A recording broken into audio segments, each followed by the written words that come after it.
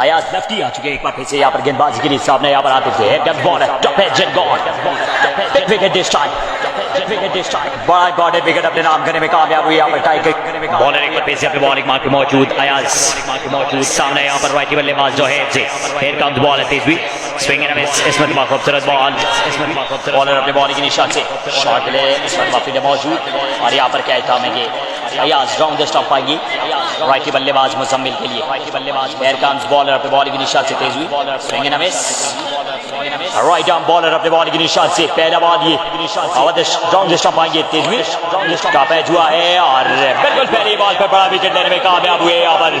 Ayaz lefty और round the stump अपने bowling के निशान से तेज हुई इसमें खूबसूरत बॉल अयाज की जानिब से रन देने का यहाँ पर मौका नहीं बेहतरीन बॉलिंग यहाँ पर अयाज की जानिब से राउंड द स्टंप आएंगे वासिफ के लिए हियर कम्स बॉल तेज हुई इसमें भी बड़ा खूबसूरत बॉल रन देने का मौका नहीं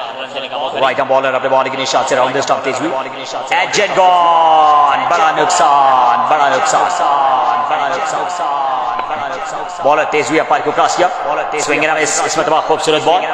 बॉलर अगर अपने बॉलिंग के निशान से right arm round the stump आएंगे बॉलर तेज हुई एक और खूबसूरत बॉल इसमें रन देने का यहाँ पर कोई मौका नहीं back to back dot deliveries